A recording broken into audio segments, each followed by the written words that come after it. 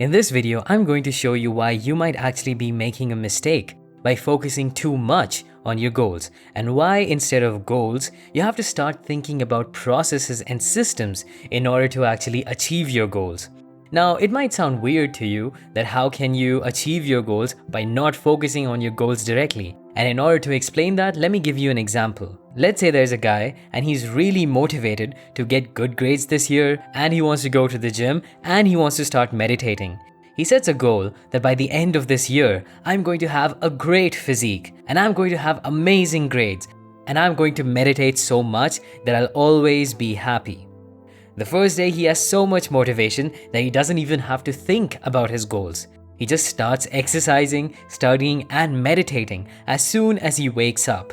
The next day, however, he takes a little more time to start, but he's still motivated to get it done. But in a few days, he feels lazier. It feels like his goals are too far away from him. He kind of stops doing the things he was doing and he forgets about his goals. Then maybe a few months later, he remembers them again and then starts the whole process again. This guy, even though he was very motivated and had pretty big goals, was still not able to achieve his goals. Now let's take another guy who's more process-oriented. He also wants to achieve the same 3 goals. He wants to get good grades, meditate a lot, and build a great physique. The difference is that instead of using motivation and complicated goal-setting techniques, all he does is design a process for himself. He creates a process for studying, for exercising and his diet, and for meditating. Some days he is motivated and some days he's not motivated like everybody else. All we know is that every single day, all he does is focus on his process and systems, whether he's motivated or not. Now, who do you think out of these two guys has the better chance of achieving their goals? The motivated guy or the process or system-oriented guy? Now, I'm sure we've all experienced the euphoria of motivation. I've made the same mistake myself. I used to set big goals and then get disappointed every time I didn't achieve them. But once I realized what I'm going to tell you in this video, not only are you going to be able to achieve your goals, but you're also going to go way past beyond what you even thought was possible for you. So to explain how we become process-oriented, I need to first explain to you why we usually make mistakes when we're setting goals. Here's what happens when we set goals. We visualize all the great things that will happen when we achieve our goal. We feel great about the thought of having achieved that goal. This gives us motivation to take action the first few days. We feel excited and we think we're actually going to win this time.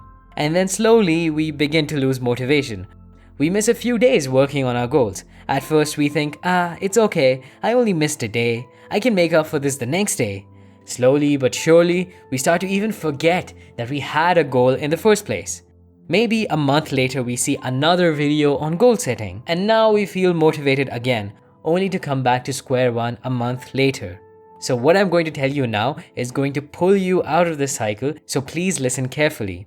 However, let me just clarify, I'm not against setting goals. What I am telling you to do is to first have a goal, decide which process you're going to follow, and then almost forget about your goal.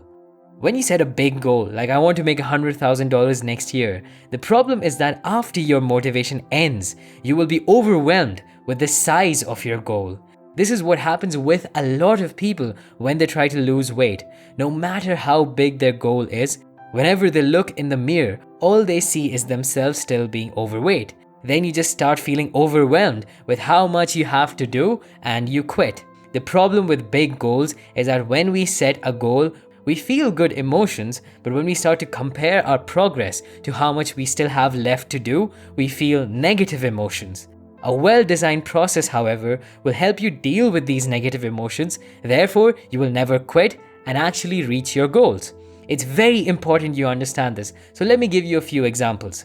Let's say that a man's goal is to increase his business revenue from $100,000 a year to $200,000 a year.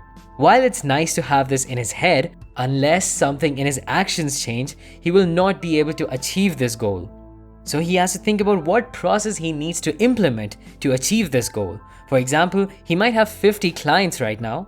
So to double his income, he might need to double the number of clients. So to get 50 more clients, he might have to take 500 meetings. So for the next year, all he will have to do is have 2 meetings every working day to hit his goal.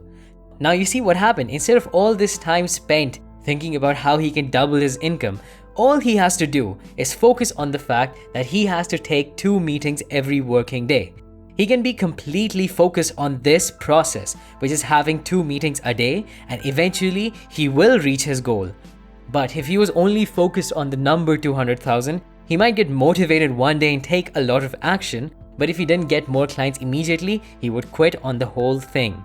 However, now that he's focused on 2 meetings a day, it doesn't matter whether he gets clients that day or not. He knows that eventually following this process, he will get clients and he will eventually reach his goal. Another example is weight loss. If you want to lose weight and you set a goal to lose 20 kgs in 6 months, the first few days you will be excited, but imagine what will happen to you if after a month all you lost was 1 kg. All your motivation will disappear and you will quit. But let's say you focused on the process and you decide that every day you're going to exercise for 30 minutes and you will eat your specific healthy meals, whatever that may be. Now you don't care about how far away you are from your goal. In fact, all you need to do is ask yourself every day if you did exercise for 30 minutes and did you eat your specified meals. If you follow this for 6 months without even caring about the 20 kgs, you will actually be able to stick with it and lose weight in the long term. So basically, here's what you do. Think about your goal. Let's say it's getting amazing grades. Now design a process that you will have to do every day. So study for 3 hours and practice problems for 1 hour. Now make this your process goal. So your process goal is, for the next 30 days, every single working day, I'm going to study for 3 hours and practice problems for 1 hour each day. Make a calendar for 30 days and every day make a big cross when you do these 2 tasks. Now, whenever you feel demotivated, which you naturally will because it's not possible to be motivated all the time, all you have to do is focus on those 2 things.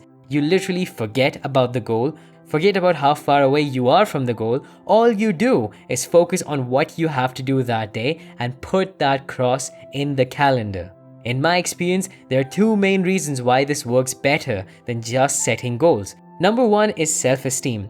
When you set a big goal and stop after you get demotivated, it's very hard to get back up because all you're able to do is think about how far away you are from your goal. Then you stop setting goals and instead of feeling like a winner, you feel like a loser. This ruins your self-esteem and now you don't even have any confidence that you will ever achieve your goals. On the other hand, if you have a process goal for studying just for 3 hours every day, no matter how demotivated you get, all you do is focus on those 3 hours.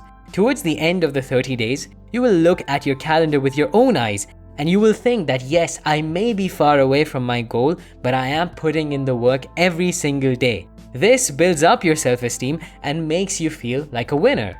And the second reason why this works, and in my opinion the most powerful, is that it finally removes all your excuses. Just like the businessman example, if your goal is to double your income, it's very easy to blame the economy, your clients, your city, etc. But if you focus on your process goal of having 2 meetings every day, you literally have no excuses if you're not taking 2 meetings every day. You know that you have no right to complain. You know that you have no right to complain if you're not taking 2 meetings a day. All of a sudden, you stop lying to yourself and actually put in the work that will lead you to the results you want. So remember, goals are not evil, they're just too big to keep you working every single day. So once you have a goal in mind, design a process for it and then focus only on the process. I hope this video helped you and let me know how it goes for you. That's all for now and thanks for watching.